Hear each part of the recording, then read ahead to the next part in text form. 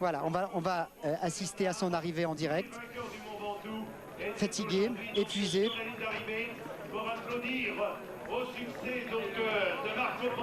C'est un des coureurs de la formation AG2R, de la formation française.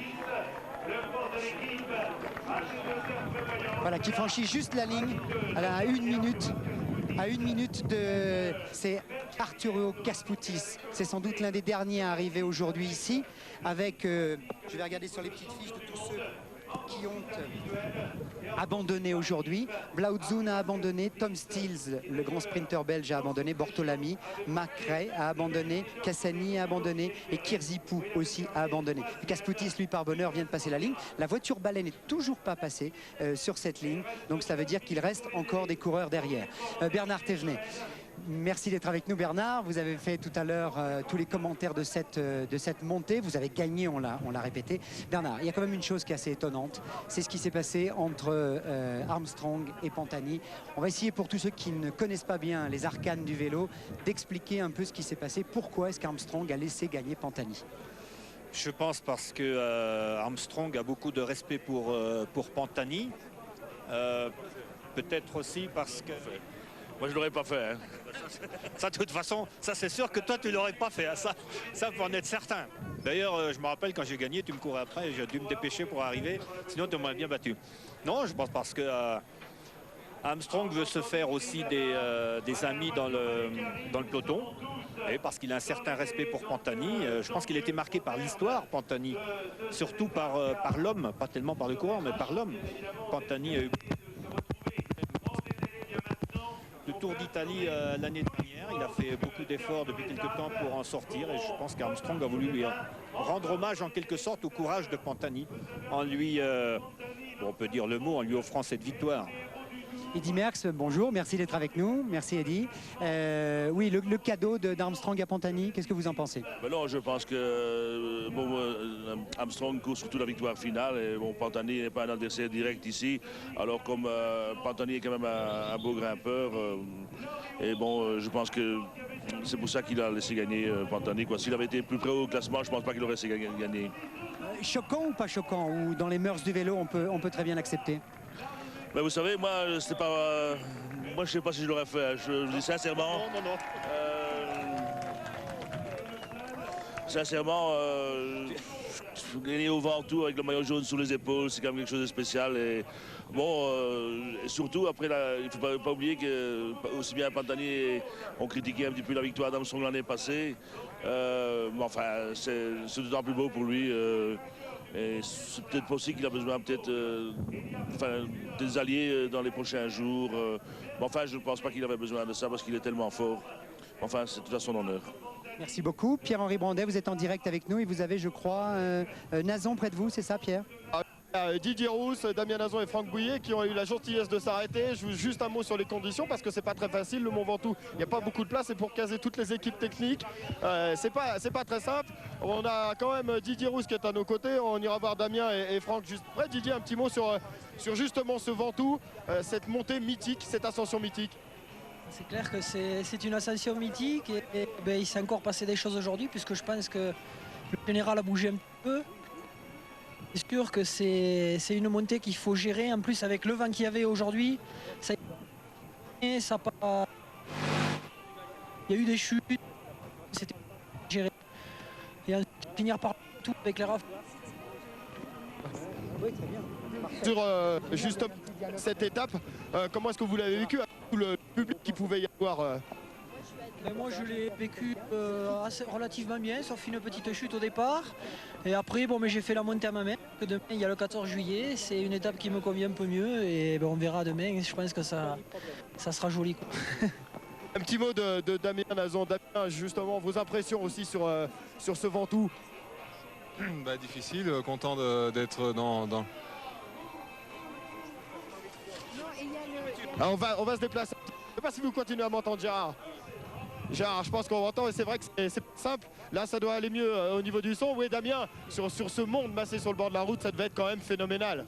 Ouais, c'est vrai que sur le haut, on essaie de gérer grâce au public. Aujourd'hui, c'était vraiment heureusement qu'il n'y avait pas la pluie, sinon ça aurait été vraiment très très difficile. Merci beaucoup, je vais vous laisser parce qu'on a quelques petits soucis de son. C'est vrai qu'on est un petit peu loin. Merci de vous être arrêtés, messieurs. Et avec le passage ici au sommet du Mont Ventoux, donc de la fin de course de la voiture balai, et Fontanelli qui a abandonné, qui était à l'intérieur de la voiture balai, parce que je ne sais pas si vous savez, mais le règlement oblige à chaque fois le coureur qui abandonne à monter dans la voiture balai et de venir ici jusqu'à la ligne. Claude Aymar, vous êtes en direct aussi avec nous, avec du côté là des autobus, c'est ça, où les coureurs vont se réfugier dans quelques instants. Oui. Oui, tout à fait, Gérard. Nous nous trouvons au pied du Mont Ventoux, mais de l'autre côté, hein, c'est-à-dire du côté descente, où les coureurs vont passer dans quelques instants. Vous voyez, il y a là le quart des Festina, par exemple, et le quart de l'US Postal, donc de Lance Armstrong. Et puis surtout, il y a là le contrôle antidopage. Vous voyez, on va le montrer.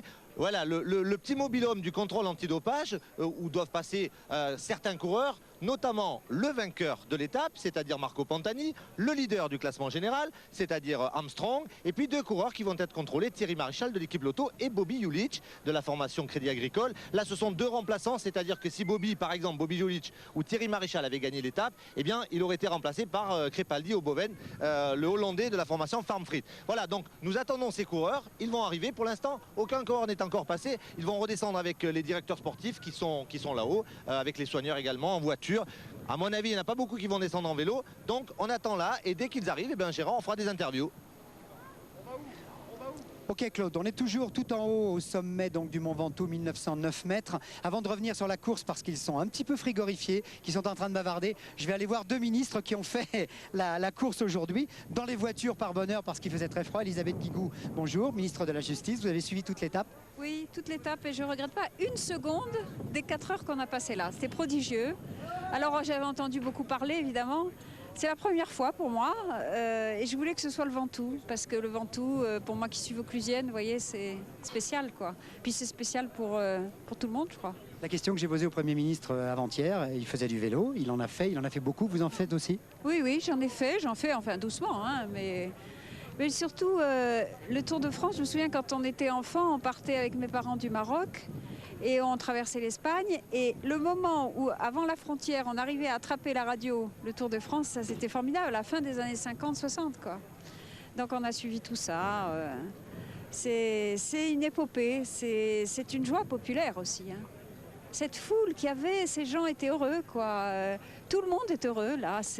Il n'y a pas l'un contre l'autre, c'est beau, voilà. On le dit de temps en temps, c'est 14 juillet tous les jours le Tour de France. J'ai Christian Choupin qui est avec Pascal Chanteur en direct. Christian. On va vite puisqu'il fait 6 degrés, on le rappelle quand même. Bon, Pascal, c'était une étape assez difficile, comment vous l'avez vécu? Oh super. À ce point-là. J'ai failli être avec Armstrong, mais alors failli. Non, j'étais loin derrière, j'étais dans le groupe Eto, j'ai monté à ma main. Je savais que bon, il fallait à tout prix être dans les délais, bon, il n'y a pas eu de problème. Bon, mais c'est toujours très important. Monter le Ventoux, c'est quelque chose de fabuleux, de mythique. Et il y avait énormément de monde. Et je pense que ça nous a fait du bien. Parce que quand c'est aussi dur que ça, c'est important d'avoir des gens qui vous supportent tout au long de l'ascension. Bon, Pascal, on en fait un peu tout un plat, entre guillemets, de cette montée du Mont Ventoux. Elle est plus dure à quel endroit exactement? À quel endroit? Non, il faut plutôt dire à quel endroit elle est facile. C'est plus facile. Elle est facile nulle part. Elle est dure partout. C'est très dur dès le pied et c'est encore très dur dans le final parce qu'il y a du vent défavorable et on a l'impression d'être arrêté sur place. Le plus dur, ça c'est a priori vers la fin, non, quand on sort de cette forêt où là on a la température dans les jambes, il fait vraiment froid et le plus dur reste à faire presque. Alors écoutez, moi je ne l'ai pas senti, mais je pense que quand je vais être à la retraite et que je vais avoir acheté une moto, je pense que je serai au poil. D'accord, merci beaucoup. On vous laisse revenir à l'hôtel tranquillement. On repasse par le sommet du Mont Ventoux pour redescendre un peu plus bas et rejoindre Pierre-Henri Brandet dans le mobil-home des Cofidis. Dans le vent aussi, hein, Pierre-Henri? Avec 3 coureurs qui ont eu la gentillesse de s'arrêter. On va commencer par David Moncoutier. David, un petit mot sur ce mythe que vous avez affronté, ce Mont Ventoux. Il est très très dur, c'est très long et en plus j'étais pas trop bien aujourd'hui donc j'ai trouvé très dur. Ouais.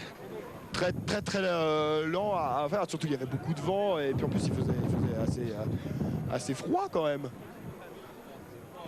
Je suis arrivé au pied, j'étais déjà à bloc. Quand tout a commencé, il y a eu une chute, j'ai été retardé très longtemps par la chute, j'ai mis 60 bandes à rentrer. Rendez-moi le micro. Et après, Bon, j'ai jamais récupéré. Bon.